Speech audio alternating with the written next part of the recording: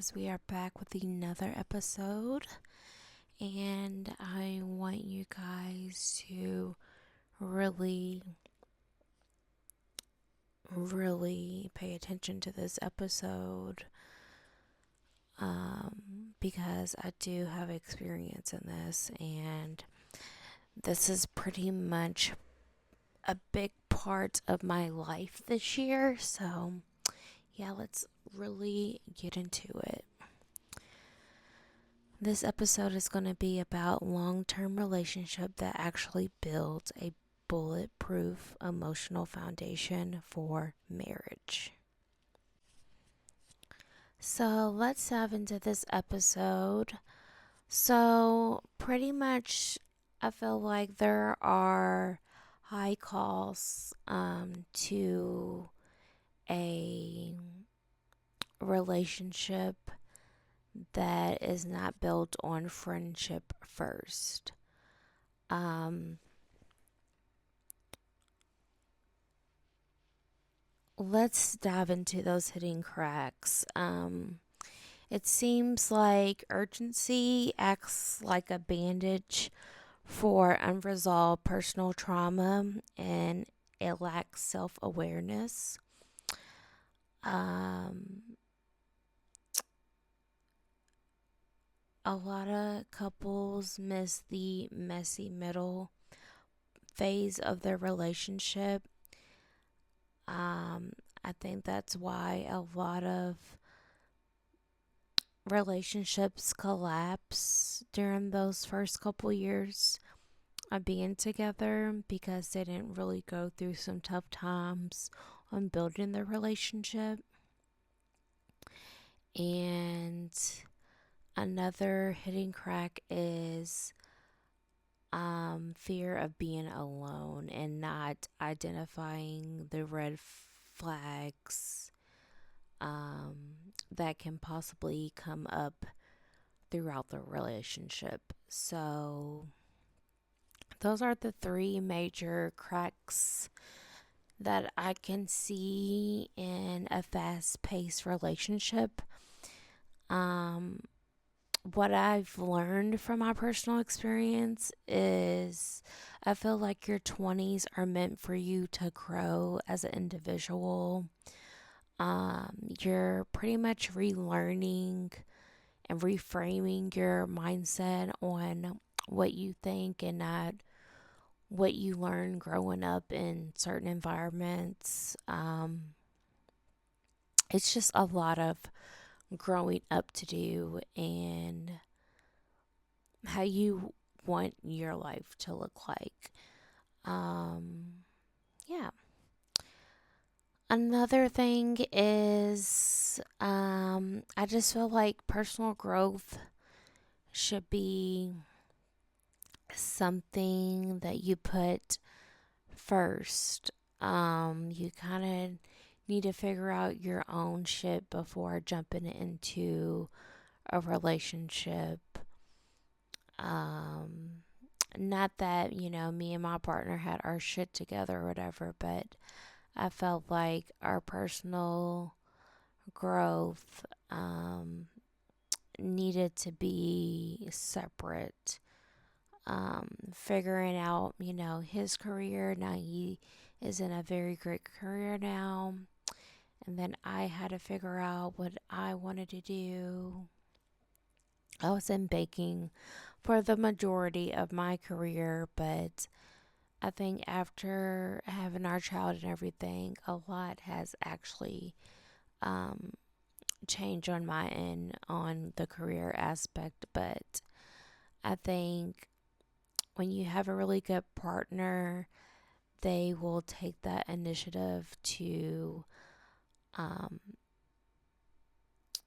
be there for all the financial responsibilities and understand that changes happen and that we're a team at the end of the day. So that's something to take account in. Um, just like this, things don't go as planned. That's another thing. So, learning to analyze the situations with pros and cons, I feel like are very healthy, and I think it builds those healthy conversations between you and your partner. Another experience is that I went to therapy because I didn't realize how much um, childhood trauma I have been through, and even through my adult years early on, um, that I had a lot of unlearning to do. So, going to therapy has helped me extremely. I have slowed down in these past like 2 months because I just had a lot going on, but I'm definitely going back next month because I want to get back on track on um, be a discipline and um, really trying to figure out what are my next steps in my personal growth and journey. I think you should make sure that you and your partner are always on the same page when it comes to future goals. So, a big future goal that I might have to say is um, I really think you and your partner's mindsets should be somewhat aligned on what these future plans are. I feel like me and my partners are very close on how we want our ideal life to be. Um, and if it ever comes a time where I feel like I always want more, he wants more, I think we should just always come together to have those conversations and see how we're going to get there. Excuse me. To see how we're going to get there, and if that's something that we will want to continue to build together. Because I feel like everyone's definition of a good life or a rich life, whatever you want to call it, is different in everyone's eyes. So you just want to always make sure that you and your partner have that same ideal. I have a lot more. So I feel as though even though you are in a marriage now, that you still need time for yourself. I feel like it's very important to still have that self identity even though you're in a marriage. Um, you need to have that time for yourself for self care, hanging out with friends, hobbies. You just don't want to lose your identity and just feel like you're only attached to your relationship. A big one is knowing if you want kids or not. I feel like this is a big one. This is a lot of a lot of commitment, and you need to kind of figure out how your partner and you um, handle parenting, because I feel like that's a overall different aspect of how you handle things, and it's just a different type of responsibility and stress added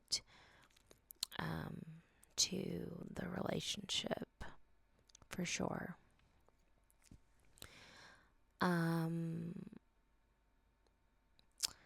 Loving your partner in their love language, for sure. It makes them feel love. I feel like if you only love how you want to love, um, the other person will start to feel a disconnect. So you really need to love your partner the way they want to be loved, which is in their love language. Dates are very important no matter what. No matter what's going on in you guys' life, the dates are very important. I feel like it helps to reconnect you guys. I will have to say you have to do it at least once a week. That's just a big preference because you don't want to disconnect from your partner too much. Once a week would be preferred, for sure. And I just feel like, as well, before you jump into your relationship, it needs to be built on friendship first. I feel like that's how a lot of relationships do last, if it's built on friendship first, because it's not just romantic, it's platonic as well, and you guys will just have so much more to talk about because of that connection of the friendship. I felt like 5 years together minimum is when you kind of really truly know someone.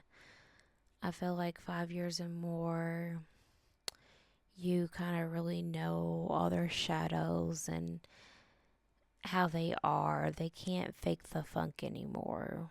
They're going to be showing their true colors, I feel like, by this point.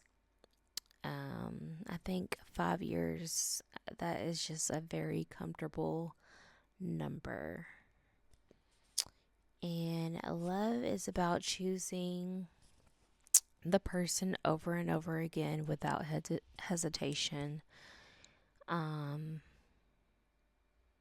love is just a beautiful thing. It really is. And I'm so glad that I could sit down and talk about this with you guys. And yeah, I'll see you guys in the next episode.